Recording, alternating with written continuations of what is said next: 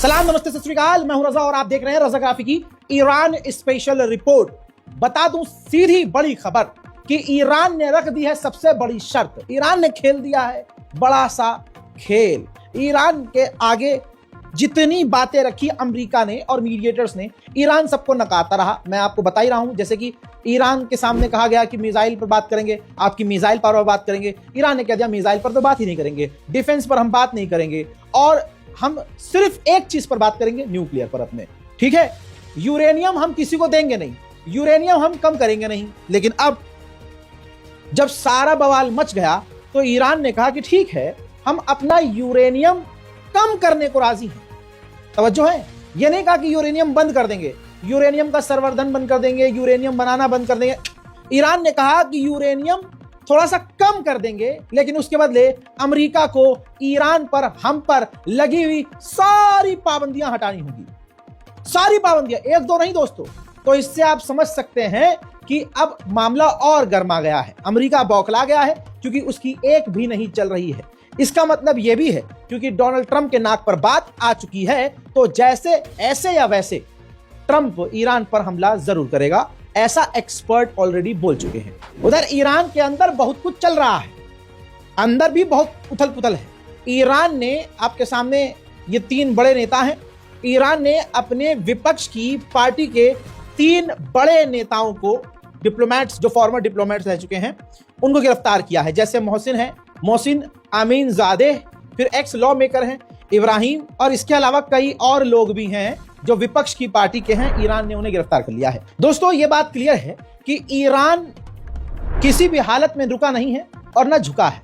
अब यही बात सटीकता से ईरान के अखबार ने लिखी है। ईरान के टॉप के अखबार ने एक विजुअल प्रिंट किया है, फोटो, जिसमें पहले तो टाइटल यह है फारसी में, पर्शियन लैंग्वेज में, कि ईरान की मिसाइल बातचीत की बैकबोन है। बात बिल्कुल हकीकत है। इसी तरह से जो बात लिखी है उसी के हिसाब से आप फोटो देख रहे हैं कि जो ईरान के विदेश मंत्री हैं, उन्होंने जो टेक लगाई हुई है वो मिसाइल से टेक लगाई हुई है।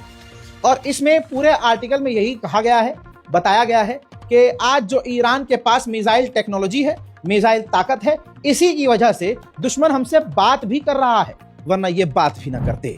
ईरान के राष्ट्रपति कोई घमंड में नहीं है भाई, वो अभी भी बहुत बैलेंस बात कर रहे हैं। वो कह रहे हैं कि हम हर तरह से नेगोशिएशन के लिए, बातचीत के लिए राजी हैं, और ऐसी नेगोशिएशन जिसमें दोनों ही परिस्थितियां विन विन वाली हो। ठीक है, आपकी भी जीत हो, हमारी भी जीत हो, आपका भी ईगो सेटिस्फाई हो जाए और हमारा नुकसान ना हो। हम तो हर तरह से बात करने को राजी हैं।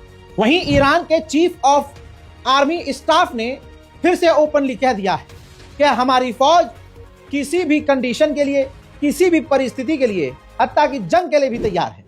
در واقع تو دیپلماسی ما میگیم که دست به ماشه داریم مذاکره می‌کنیم. ارزیابیتون چیه از این میزان آمادگی دفاعی نیروهامون؟ حرف اینه دیگه، نیروهای مسلح نباید کاری به این کارا داشته باشن، باید ماموریت خودشون رو فکرش باشن و کاملا آماده باشن. خصوصا با این دشمنی که ما داریم که ساعت 8 یه چیزی میگه، ساعت 8 و 2 دقیقه یه حرف دیگه میزنه. نتانیاهو ادعا کرد که موضوع موشکی هم باید وارد مذاکرات بشه. با وجود نتانیاهو تو منطقه موضوع موشکی قابل مذاکره است. حرف زیادی زده، شما خودتون ترجمه. हजरात, पूरी ताकत झोंकने के बाद भी अमेरिका को अपनी ताकत पर यकीन नहीं है। ये देख लीजिए, ये सबूत है कि अमेरिका ने मिडिल ईस्ट में और भी भारी मात्रा में कई सारे F-35 फाइटर जेट भेजे हैं अमेरिका के अंदर ही। जी हां, एक शो हो रहा है, तस्वीर आपके सामने, सुपर बॉल LX है। ठीक, वहां पर समझ लीजिए खेल हो रहा है। उस खेल में अमेरिका ने अपना B-1 बॉम्बर, F-15 और F-18 और F-35 दिखाया है। लेकिन इसमें कई और फाइटर जेट होने थे, लेकिन वो फाइटर जेट इसके अंदर नजर नहीं आ रहे हैं। 24 घंटे लगातार ईरान के आसपास, ये देख लीजिए, अमेरिका का जासूसी जहाज उड़ता हुआ रिकॉर्ड हो रहा है। मेरे दोस्तों, कुछ आंकड़े आपके सामने हैं डॉक्यूमेंट सहित।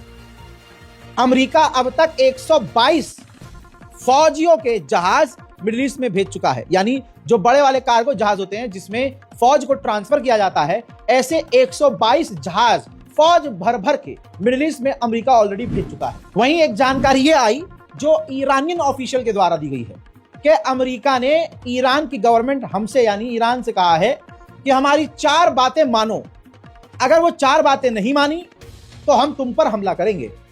अब यह बात अलग है कि ईरान की गवर्नमेंट ने, ऑफिशियल्स ने यह नहीं बताया कि अमेरिका ने वो 4 बातें क्या रखी हैं। वो ईरान ने क्लियर नहीं की। मिडिल ईस्ट आई में अब ये रिपोर्ट छप चुकी है जो आपके सामने है कि हजारों की तादाद में जो इराकी हैं वो ईरान के बचाव के लिए, ईरान के सुप्रीम लीडर के लिए लड़ने को तैयार हैं और लगातार फौज में भर्ती हो रहे हैं। मेरे दोस्तों, अब मजबूरन मैं आपको वो वीडियो दिखा नहीं सकता क्योंकि कॉपीराइट का मसला है। लीजिए, आपकी स्क्रीन पर देखिए, ये IRGC के कमांडर हैं दोस्तों, ठीक है, जो बुजुर्ग व्यक्ति हैं, ये IRGC के टॉप कमांडर हैं। इन्होंने धमाकेदार खुलासा किया जिससे हड़कंप मच गया है। इन्होंने कहा ईरान इतना कैपेबल है कि ईरान एक साथ 2000 मिसाइलें दुश्मन पर दाग सकता है। यह बात सुनने के बाद नेतन्याहू एक जगह ठीक से बैठ तक नहीं पा रहा है।